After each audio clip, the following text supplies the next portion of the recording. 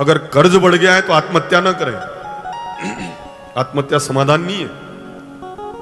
अगर कर्जा बहुत ज्यादा है, नहीं उतर रहा है, तो ऋण मुक्तेश्वर महादेव उज्जैन में आप दर्शन करें। 5 गुरुवार या 5 शनिवार पीली पोटली चढ़ावे। अब पीली पोटली में क्या क्या चढ़ाना है?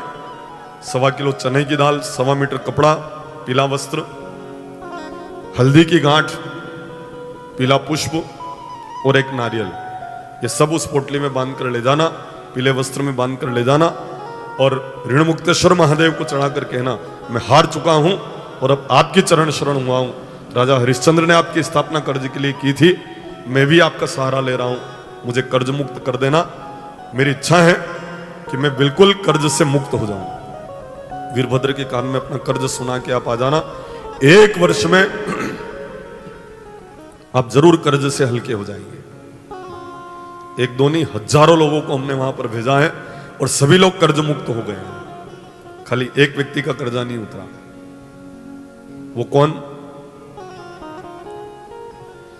उसने 5 ही शनिवार किए और कर्ज उतरने लग गया, बिल्कुल फ्री होने जैसा हो गया, ने फिर ट्रैक्टर ले आया आदमी।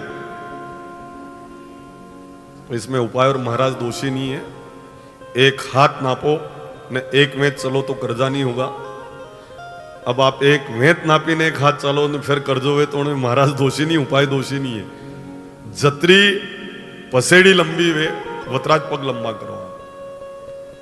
और अगर पसेड़ी से ज्यादा पांव लंबे करोगे तो क्या तो माथो उगाड़ोवेगा न कि पग उगाड़ावेगा। कहा है ना, जत्री पसेड़ी लंबी वे वत्र पग लंबा करना है।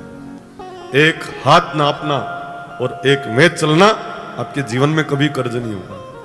अगर कर्जा है तो आप ऋण मुक्तेश्वर महादेव पधारे, जरूर आप कर्ज से मुक्त हो जाएंगे। या फिर आप पारिजात के पेड़ की पूजन करें तो भी कर्ज से मुक्त हो जाएंगे। आपके बहुत कर्जा हो, नहीं उतर रहा हो, आप पारिजात के वृक्ष की पूजन करें। गुरुवार और मंगलवार को घी का दीपक लगाकर आप जल चढ़ावें और उसके पुष्प आ जाएं तो उन पुष्पों को आप गुरुवार या मंगलवार को कृष्ण भगवान और भोलेनाथ को चढ़ावे तो भी आप कर्ज से मुक्त हो जाएंगे। आप सोच रहे होंगे कि पारिजात क्या होता है, हमारा झट बताओ, हम ये तो कर ही लेंगे। 5 गुरुवार नहीं जा पाएंगे, 5 शनिवार नहीं जा पाएंगे, पर पारिजात की पूजन हम जरूर कर लेंगे। पारिजात मतलब हार सिंगार। एक पेड़ आता है हार सिंगार का, जिसके ऊपर से बिल्कुल सफेद पुष्प और नीचे से बिल्कुल केसर जैसा पीला होता है, उसको हार सिंगार बोलते हैं। अपने धुंधड़का में है क्या?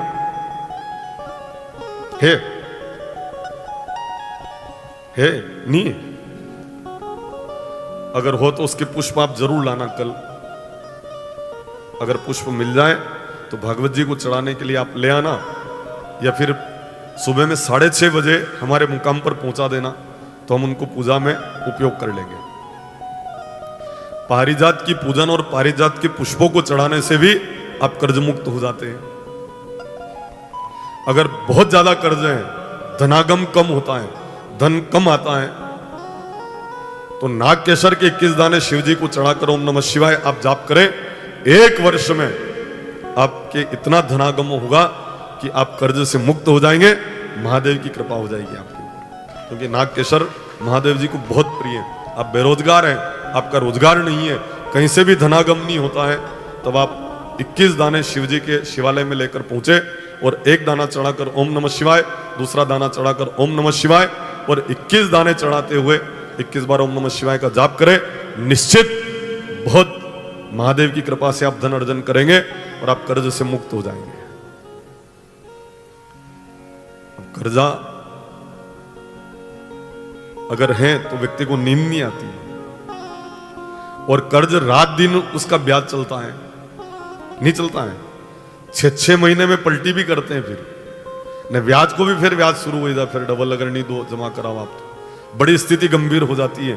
तो आप खूब परिश्रम करें, मेहनत करें और साथ साथ ये उपाय भी आप करें तो कर्ज से मुक्त हो जाएंगे। कोई खाली उपाय करके बैठ जाए न फिर बाकी कहीं भी नहीं कामकाज करे तो थोड़ी कर्ज उतरेगा। कामकाज भी करना पड़ेगा और साथ साथ भगवत स्मरण भी करना पड़ेगा। उससे क्या होगा? लाभ इस तरह से प्राप्त हो जाएगा कि अच्छे भाव में आप अपनी फसल बेच पाओगे। कभी कभी ऐसा होता है कि आप बेचो, वण के बाद भाव बढ़े। कभी कभी ऐसा होता होगा कि आपने 3 साल से अवेयर के रखा, भाव नहीं बढ़ा, जैसे ही आपने बेचा ने भाव बढ़ गया। तो आपके ये उपाय करने से ये होगा कि जब अच्छा भाव होगा तब आप फसल बेचेंगे तो आपके लाभ हो जाएगा। इस तरह से धनागम होगा, कोई छप्पर फाड़ के नहीं देंगे, इस तरह से व्यवस्था भगवान करेंगे। भाव आसमान में था तब बेचने नहीं गए, 32 के भाव में भी नहीं बेची है, और बढ़ेगा और बढ़ेगा और बढ़ेगा, 12 के भाव में बेची। फिर मतलब ऐसा नहीं होगा अगर आप पारिजात के पेड़ की पूजन करेंगे तो। साथ ही यहां पर ऐसा वर्णन मिलता है, जब आत्मदेव नाम के ब्राह्मण आत्महत्या के लिए प्रेरित हो रहे हैं तो कहा 7 जन्म तक तेरे बच्चे होने के योग नहीं है, पर जा ये फल ले जा, अपनी पत्नी को खिलाना, निश्चित तेरे यहां पर संतान हो जाएगी। ये फल लेकर अपनी पत्नी को देता और कहता है, अरे ओ भाग्यवान, इस फल को तुम खा लेना हो, इससे अपने यहां संतान हो जाएगी। धुंधली सोचती है कि अगर संतान हो जाएगी तो संतान होने से फिर मेरी स्वतंत्रता समाप्त हो जाएगी, इसलिए मुझे फल खाना नहीं, तो इतनी परेशानी झेलनी नहीं पड़ेगी। क्योंकि फल खाओगे तो गर्भ रुकेगा, गर्भ रुकेगा तो पेट बढ़ेगा, पेट बढ़ेगा तो भोजन कम हो जाएगा, भोजन कम हो जाएगा, शरीर में कमजोरी आ जाएगी, शरीर में कमजोरी आ जाएगी, और घर में आग लग गई तो मैं दौड़ नहीं पाऊंगी। और मान लो आग नहीं लगी तो 9 महीने पूरे होंगे, प्रसव के समय कितना कष्ट। और मान लो कि बाल बच्चा टेढ़ा हो गया तो मरण निश्चित होगा, क्योंकि पहले ऑपरेशन की व्यवस्था नहीं थी। और जब से ऑपरेशन की व्यवस्था हुई है, नॉर्मल डिलीवरियां कम हो रही है। गए नहीं कि हिदो डायरेक्ट ऑपरेशन होगा। पहले भी प्रसूति होती थी, बच्चों का जन्म होता था, पर पहले ऑपरेशन जैसी नौबत नहीं थी। क्यों? क्योंकि परिश्रम करती थी मेरी जीजिया, गट्टी चलाती थी। अब रामदेव जी चल भी रहा गट्टी नहीं, वो योग करवा रहे हैं, वो गट्टी चलाने का, सुखपूर्वक प्रसव करवाने के लिए परिश्रम। अब तो यूं कहते हैं कि बिल्कुल बेड रेस्ट करना पड़ेगा 9 महीने, उठना भी नहीं है। परिस्थिति इसलिए बिगड़ रही है। अगर ऊंट कटारा उसको उखाड़ कर अगर रख दिया जाए प्रसूता का नाम लेकर, तो जल्दी से संतान का जन्म हो जाता है। जो गर्भवती है उसके जीवान के ऊपर या होठ के ऊपर अगर देशी गौ माता का गोबर लगा दिया जाए तो भी जल्दी से जल्दी संतान का जन्म हो जाता है। ऐसा हमारे जो बड़े बूढ़े लोग बताते हैं, और कोई कोई इन उपायों को जानते भी हैं, उपाय करते भी हैं। तो अगर मान लो बाल बच्चा टेढ़ा हो गया तो मरण निश्चित। और मान लो कि बच्चे ने जन्म ले लिया तो उसके लालन पालन में कितना तनाव, इसलिए अपने को फल खाना ही नहीं, तो अति बेकार अवेयरनेस नहीं पड़ेगी। फल तो अलमारी में रख दिया और उदास होकर बैठ जाती, उसकी सहेली आकर पूछती है, दरी आज उदास दिखाई दे रही, उदास क्यों है तू? तो कहती है, मेरे पति कहीं से एक फल लेके आए हैं और इस फल को अगर मैं खाऊंगी तो मेरी स्वतंत्रताएं समाप्त हो जाने का डर है, इसलिए मैं इस फल को नहीं खाना चाहती। तो एक काम करिए, फल गाय को खिला दे, महाराज का दम भी मालूम पड़े महाराज में कितना दम है। जो फल था वो फल गाय को खिला दिया गया। फिर पूछा, पति पूछेंगे तो कह देना कि खा लिया है। पति के सामने झूठ बोल देना, पति के सामने जो झूठ बोले वह धुंधली है। आप कोई भी धुंधली नहीं हो। जो जीजियां यहाँ पर विराजमान है, YouTube के ऊपर सुन रही हैं, वो कोई भी धुंधली नहीं है। वो आप अपने ऊपर कोई भी बात मत लेना। आपको मैं धुंधली थोड़ी कह रहा हूं। आप कभी झूठ थोड़ी बोली हो पति के सामने, कभी बोलती ही नहीं झूठ। तो बोली 8 नवंबर 2016 के दिन बोली मालूम पड़ियो के बोल दे।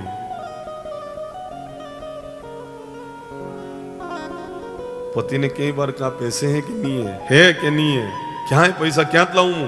और जैसे ही नोट बंद बयान फिर निकले 8 नवंबर 2016 के दिन। फिर काढ़ी काढ़ी लाई कि जमा वेगा कि नहीं वेगा। कोई 10 घड़ी करे था, कोई 5 घड़ी करे था, कोई मुड़े हुए, कोई आड़ी घड़ी करे था, कोई टेढ़ी घड़ी करे था। इस तरह से निकाल निकाल के लाकर तब दिए हैं।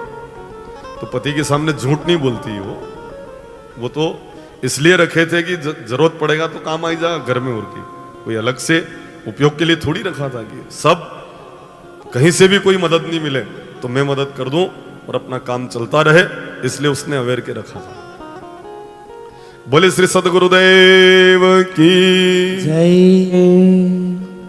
पर अगर वर्तमान वातावरण में जो आप क्लेशी हो, जो आप क्लेशी बड़ा कष्टपूर्ण होता है।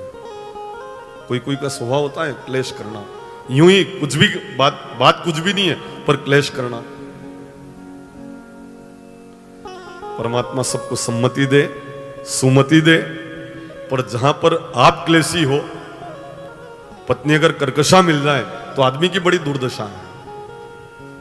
एक बार एक पत्नी ने अपने पति से कहा, स्वामी 17 साल भैया विवाह ने अपने, कितना जल्दी 17 साल निकल गए, मालूम ही नहीं पड़ा।